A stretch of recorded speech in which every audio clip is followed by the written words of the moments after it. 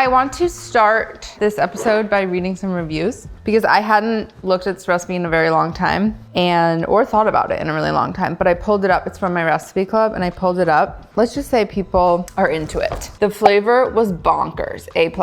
Also, my 3 young kids clean their plates. The flavor imparted by the marinade and sauce is out of this world. Your best chicken recipe yet, Molly. This was so good. Total flavor bomb. Goes without saying, the chicken was amazing, but the salad, we chopped up the chicken and put it in the leftovers containers with the salad for lunches the last day, and my God, the flavors only got better. Holy shit, Molly, this recipe was amazing. I cannot say enough good things about this recipe. Everything is balanced and just comes together so well. The vinegary salad, the fatty and delicious chicken. I love every one of Molly's recipes, but this one is up there for me as one of the best. It goes on. Point being, I think people like this recipe. Apparently the flavor is bomb. And it's like kind of silly how easy it is to execute.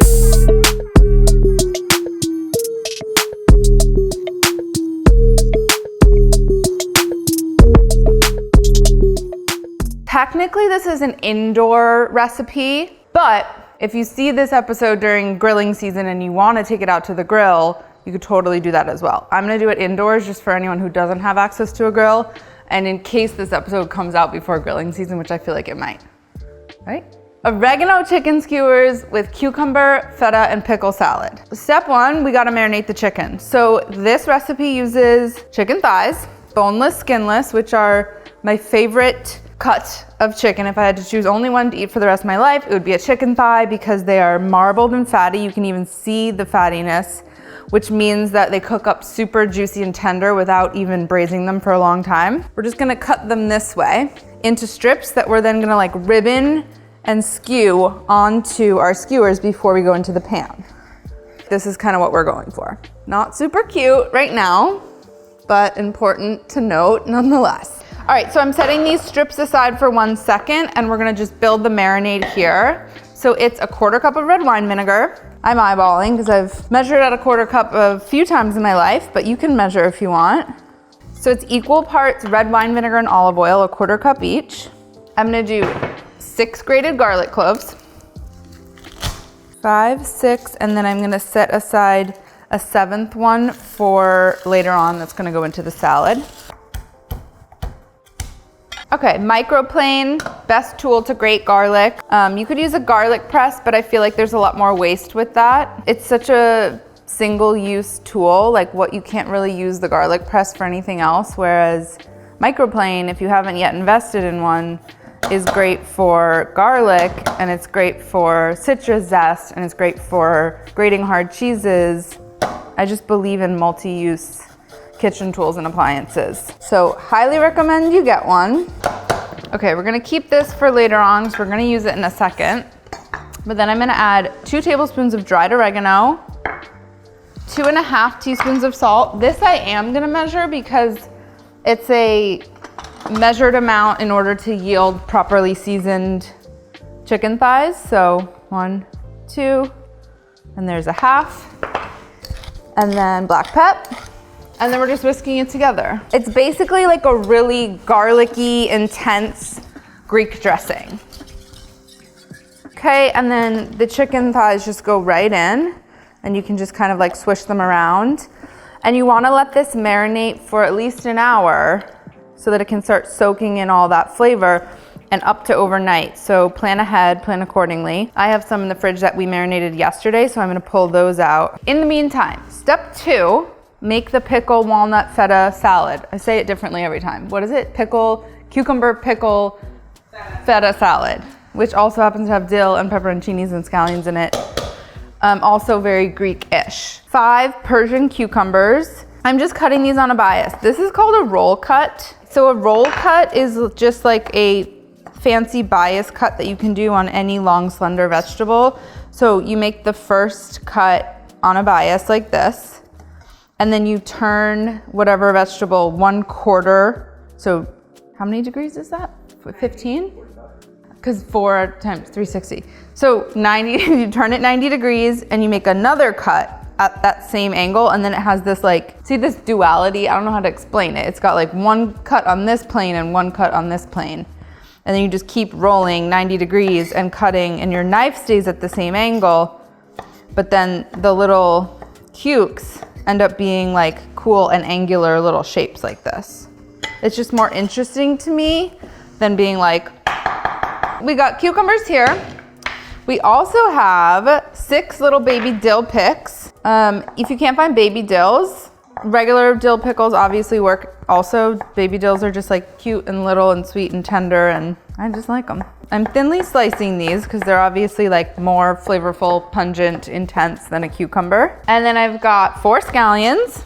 The white parts are a bit more intense, a little bit more oniony. And the green parts are a bit more like a chive.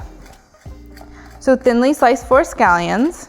Next, I'm adding sliced pickled pepperoncini. So this is just jarred pepperoncini, like straight out of the jar. There's 3/4 cup. And then I'm gonna do like a lot of dill, because we love dill in this household. Other herbs you could use here, a little bit of fresh oregano would be amazing. Parsley, mint would probably be the top 3 subs I would call for here. Okay, so to recap, we've got cukes, picks, peps, dill, walnuts.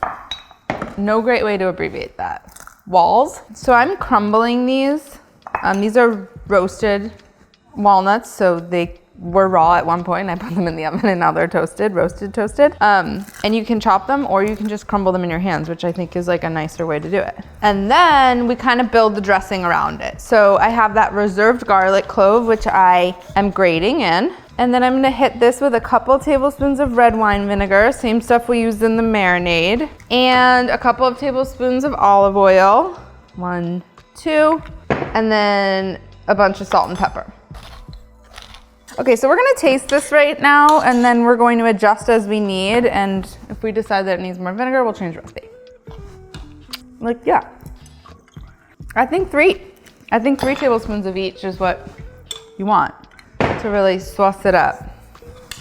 Okay, and then as this sits while we're dealing with the chicken, the garlic's gonna like mellow out and the brine is gonna absorb into the pickles and they'll get seasoned. And this is like a things get better with time type of salad, so you can totally make this in advance and throw it in your fridge. I would maybe leave the walnuts out of it until the last minute if you're gonna make it more than like an hour ahead of time, just because they could get a little sogs. And then lastly, I'm just crumbling in a couple ounces of feta.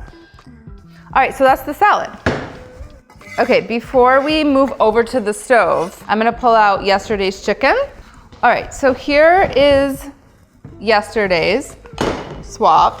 We're gonna skew it up. So this is a sheet tray with skewers that have been soaking in water, which is just a protection against them burning if they happen to catch flame, which they probably won't if you're using a cast iron skillet, but if you're on a grill, they may. And so what I'm doing is just like threading them, and we'll do a couple pieces of chicken. It's kebab energy, okay?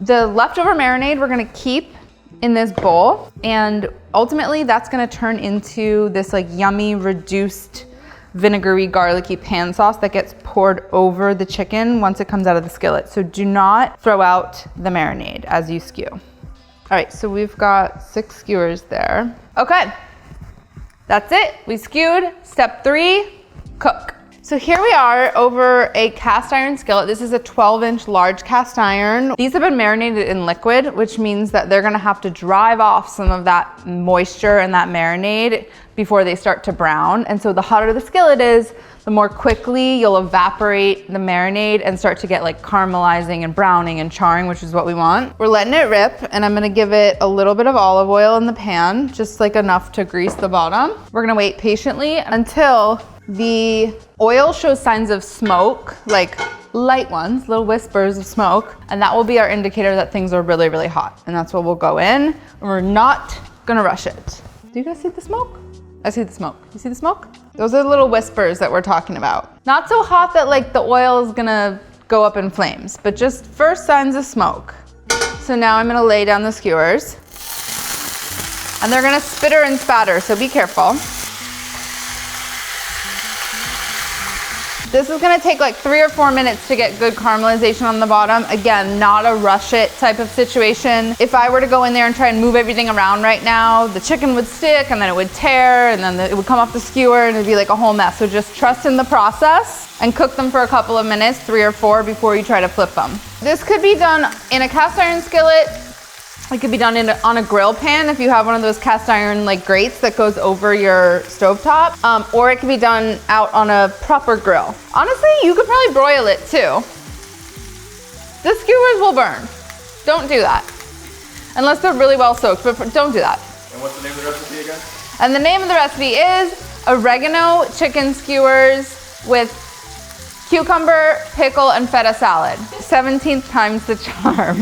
If I'm not about to put out a book, like right now, I just put a book out, I have no new books coming out, all of my new recipes end up in the club and there's a new recipe every Friday. There's a lot of information in the recipes because like you can read more lines on a screen than you can on the pages of a book, so it's like a great place if you're learning how to cook.